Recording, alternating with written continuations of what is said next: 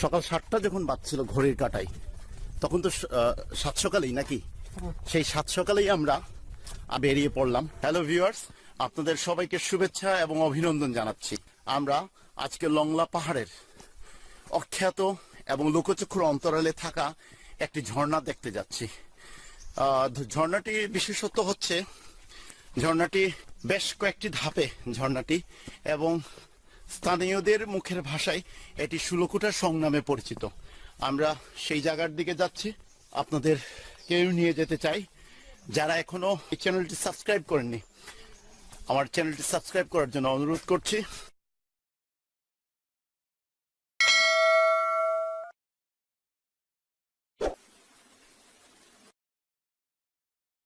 পরিবেশ কিন্তু শান্ত, কোনো হইচই নাই।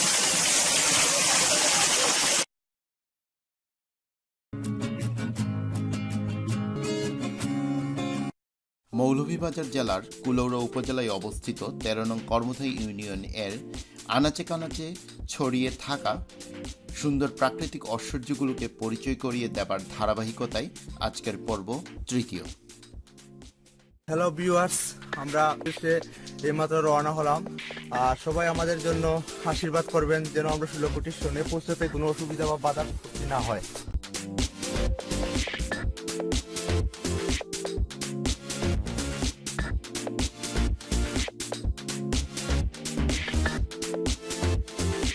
আমার বন্ধু মন্নান প্রবাসী ছিল, অনেকদিন পর আমাদের মাঝে এসে এই গ্রুপে জয়েন করেছে।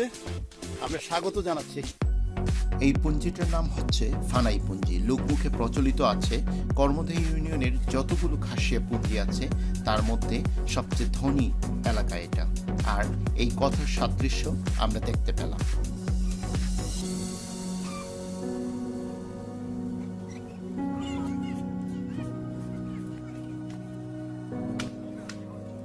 খুবই ভালো লাগতেছে, আসছি, এনজয় করতেছি। আপনারাও আসবেন, এটা খুবই সুপরিচিত। আপনি যদি কুলাউড়াকে সুন্দরভাবে দেখতে চান তাহলে আমি বলবো দৃঢ়চিত্তে যে আপনি কর্মদায় আসবেন, কর্মদা দেখবেন, টোটাল আপনার কুলাউড়া দেখা হয়ে যাবে। ধন্যবাদ।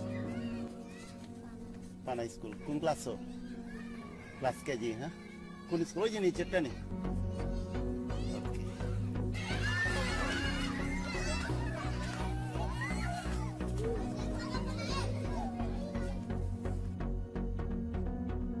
প্রত্যেকটি পুঞ্জিতে থাকে একজন হেডম্যান, বা তাদের ভাষায় মন্ত্রী বলে।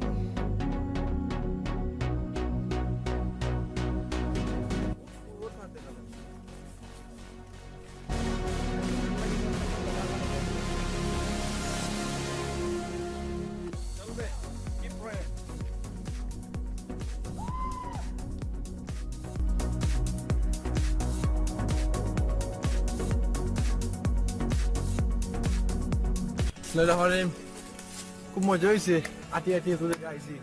চিন্তা করো আমরা পানামা জঙ্গল কিলা পাড়ি দিয়ে উঠিয়া। যাই হোক, আমরা সাইফুল ভাই আছেন, প্রদীপ ভাই আছেন, অঞ্জন দা, আমার বড় ভাই, খুব এনজয়। কিন্তু মেন জায়গা যাইরাম আমরা আপনার। মন্নান, তুমি তো টায়ার্ড ফিল করতে না? আসলে বহুত দিন বাদে তো সৌদি আরব থেকে আইছো, তুমি কেমন এনজয় করতে বিষয়টা? অনেক এনজয় করি। সবাইকে ধন্যবাদ। আমাদের নির্দিষ্ট লক্ষ্যে যাবার পথে আরেকটি পাহাড়ি জনপদ বা পুঞ্জি পেলাম। এটার নাম হচ্ছে কুকিজুরি পুঞ্জি। এখানেও আধুনিকতার ছোঁয়ার অভাব নেই। একজন শিশুর অভিভাবকের কাছে জানতে চাইলাম শিশুর টিকা প্রাপ্তি সম্পর্কে। একবার দেওয়া বয়স কত? 4.5 মাস। আচ্ছা, টিকা দেওয়া না? বাংলাদেশের প্রিভেন্টিভ স্বাস্থ্যসেবা যে একেবারে প্রান্তিক জনগোষ্ঠীর কাছে পৌঁছে গেছে এতে কোনো সন্দেহ নেই।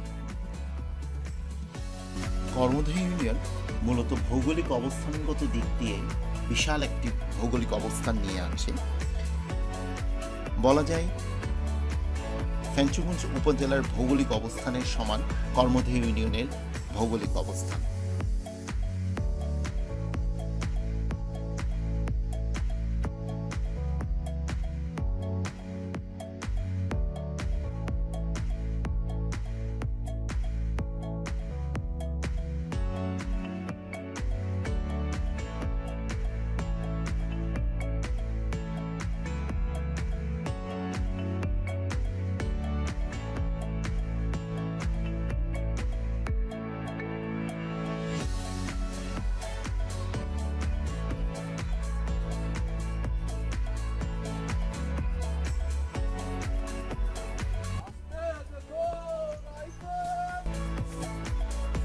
এই পুঞ্জিটির নাম হচ্ছে বেলকুমার পুঞ্জি। কর্মধা ইউনিয়নের একেবারে পূর্ব দিকের শেষ পুঞ্জি। কয়টা বয়স কত? 1 বছর 5 মাস। সব দেওয়া শেষ হয়ে গেছে। আপনারা কয় দিন ওনা দিন না কুলার শহর দিন? ওনা ইয়া দেয়নি তারা কুকিত গিয়ে দিন।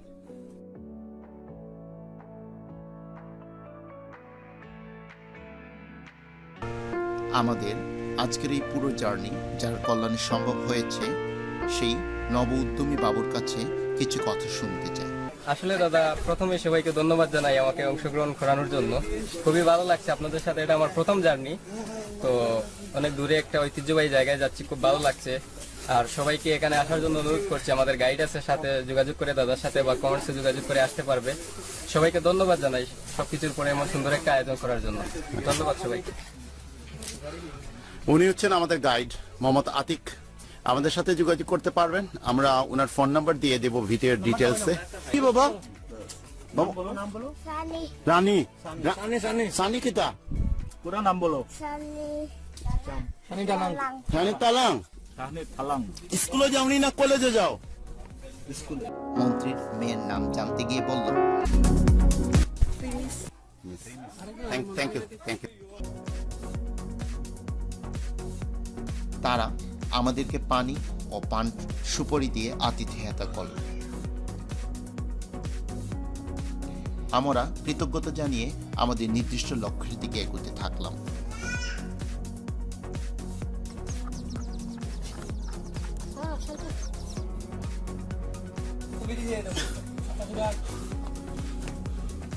দাদা, চলে একটা পা বাইছে।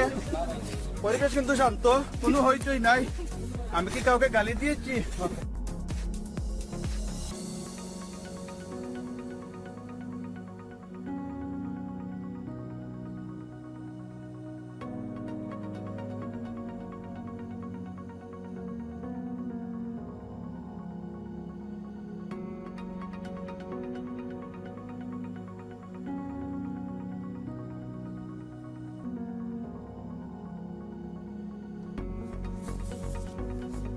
হাঁটতে হাঁটতে একসময় ক্লান্ত হয়ে পড়লাম, তাই একটু বিশ্রাম সাথে হালকা নাস্তা সেরে নিলাম।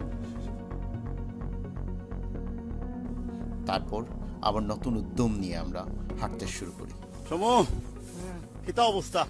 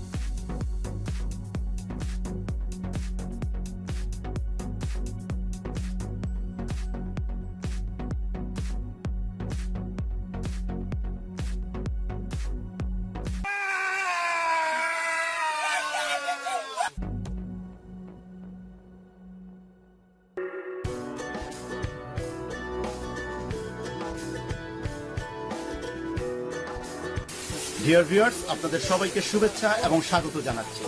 আপনারা জানেন কুলৌরা উপজেলার কর্মধা ইউনিয়নের গহীন জঙ্গলের ভিতরে লোকচক্ষুর অন্তরালে থাকা এই ঝর্ণাটিকে আমরা আজকে দেখতে এসেছি। আপনারা স্থানীয় ভাষায় এই ঝর্ণাটিকে সুলকুটার সং নামে পরিচিত। সবচেয়ে যে বিষয়টা হলো এটা যে এখানকার পানিগুলা বর্ষার সিজনে যদি থাকে তাহলে প্রচুর পানি এখানে আসে, যেটা খুব নয়নাভিরাম এবং খুব সুন্দর।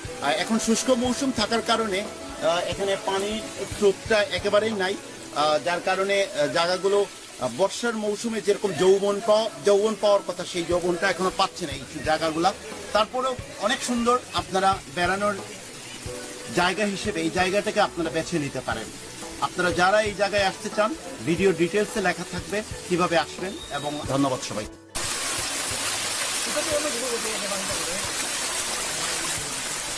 নামি যায় ওখানে গ্রুপ করে উঠেছি মনে